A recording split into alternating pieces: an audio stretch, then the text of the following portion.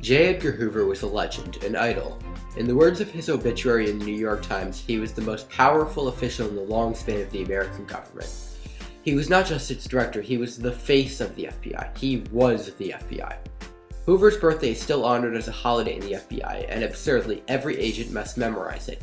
Even today, when many Americans think of the agency, Hoover is the first image to come to mind, though he perished 40 years ago.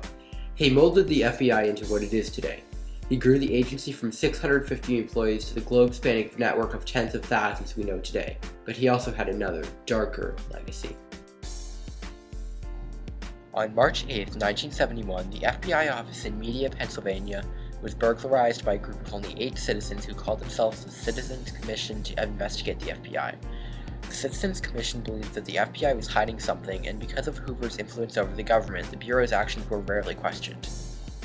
These 8 citizens were brought together by Professor William C. Davidon and included John Raines, his wife Bonnie Raines, Keith Forsyth, Robert Williamson, and 3 others who went under fictitious names: Susan Smith, Ron Durst, and Janet Fessenden in 2014 when the others revealed their identity. Although this group had a lot to lose considering many were parents of small children, they agreed that the gains to be made were well worth the risk. While casing the FBI office located in Media, which had been stationed on the second story of an apartment complex, Bonnie Raines, who at the time was pretending to be a college student and conducting interviews about the job opportunities for women in the Bureau, noticed the lack of electronic security systems. This allowed the group to get into the office equipped with suitcases to make it appear as if they were residents of the building leaving for a trip or vacation. Once in the office, they collected all of the files and took them into the Raines attic, where they then read through them and learned about the program COINTELPRO. COINTELPRO was a secret and often illegal project used to target people whom the FBI deemed subversives. This could simply be citizens who opposed the war in Vietnam, as well as many civil rights leaders, including Martin Luther King Jr., who is said to have received a letter from Hoover encouraging him to commit suicide. The files were then sent to the Los Angeles Times, the New York Times, and the Washington Post. Only the Washington Post published it instead of returning the documents to FBI custody. Soon after, all newspapers were spreading the story. The people of America didn't know how to react to the information. The man they had respected and trusted to investigate federal crimes, the one who had become an influential celebrity, had been spying on them. This completely altered the people's perception of J. Edgar Hoover, and for the first time, the Federal Bureau of Investigation had been taken under investigation. And then the story broke, and it changed the conversation. It just did a complete change in terms of the federal investigation of the FBI and people's opinions about the FBI too. It was a wake-up call. This was just the tip of the iceberg, however. Under Hoover, the wiretap program took off. Based on a minor wartime law, the Espionage Act of 1917, which was intended to prevent foreign infiltration of American military institutions, the director executed a massive network of thousands of taps all over the country. Although some of these did indeed help catch communist agents, the vast majority were simply unwarranted intrusions into the private lives of law-abiding American citizens. Another major ethical conundrum was the notorious secret files. Hoover and the FBI had files on anyone and everyone. No congressman or senator dared challenge him for fear of the inevitable accidental leak about some back deal they made years ago. Even presidents had to beware of the director, for he kept files on them too. Hoover knew all about JFK and LGBT's extramarital affairs. Towards the end of his term, he was aware of the existence of Nixon's plumbers, essentially the president's own FBI, caused by his rapidly cooling relationship with Hoover. These plumbers, so called because they fixed Nixon's problems for him, were the perpetrators of Watergate. Even celebrities from Groucho Marx to Elvis Presley had files, with the content ranging from allegations of communism to tidbits on their sex lives, a favorite of Hoover's. Even worse, the director often employed his personal prejudices. A lifelong conservative, he used his influence to damage liberal causes. In 1952, Hoover came out swinging against Democratic nominee Adlai Stevenson with rumors of homosexuality. He also persecuted anti-Vietnam protesters and civil rights leaders in the 1960s. Is it simply protection from those that people in high places think want to do us dangerous harm, such as women's liberation movement, according to J. Edgar Hoover? No, that whole question of what needs to be protected and how do we go about protecting the First and Fourth Amendment rights, the freedoms, the civil liberties that make America something that we want to protect.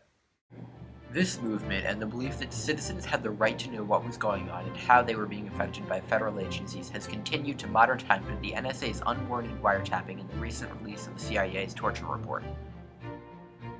For many years, it backed them off until 9/11, and then all bets were off in the government. The CIA recently released a report on the treatment of detainees at various facilities, particularly Guantanamo. These extended interrogations included waterboarding, placing victims in multiple stress positions for extended periods of time, keeping prisoners awake for as long as a week consecutively, and chaining their hands to the ceiling with bags over their heads. In multiple instances, the information given was noticeably false or insignificant. Even though the Bureau knew these details were unuseful, they commonly acted on them anyway, just to give the agents the feeling that what they were doing was being justified. Naturally, the public was outraged upon hearing of these actions, not just because it was a major infringement of the human rights of the prisoners, but it showed our government was capable of these horrendous acts, leaving the possibility open for them to infringe the liberties of the American people themselves. The National Security Agency is a United States governmental institution dedicated to the security of today's America. Nowadays, the NSA still utilizes many of the same techniques pioneered by Hoover. Spies still lurk in the shadows of cyberspace, people are still under surveillance, and secrets are still being kept by our government. In 2013, Edgar Snowden leaked thousands of documents pertaining to the surveillance techniques of the NSA. Snowden's whistleblowing gave the average citizen the knowledge of many top-secret privacy infringements. The NSA currently has the capability to monitor every phone call and email that gets sent in the US, along with practically every single thing that a user does on the internet. This has caused an outrage among the American people.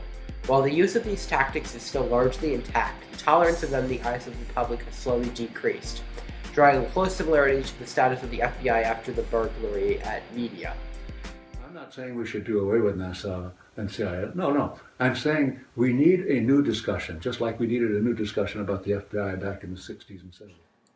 The American government is a great experiment. Although it is by no means perfect, it has worked wonders and has led our country through a storied past and towards a great future. Yet there is a cancer upon it, an insidious tumor infecting our nation. We must not accept this assault on our civil liberties. We must not give in to the few who wish to lord over the many. All the eyes in the sky, from Hoover to the present, have been malign presences on our homeland. A small nail was planted with the Espionage Act of 1917, but Hoover and his successors in surveillance have twisted it until the pinpoint prick has become a gaping hole gushing blood. By not cracking down on his excesses, we have sent an implicit message of acceptance. This has led to the appalling insensitivity of modern NSA and the abominable punishments inflicted at the fish shop at Guantanamo. Through a brutal program of repression, we are failing the great principles of the founding fathers and Enlightenment thinkers that our nation was founded upon.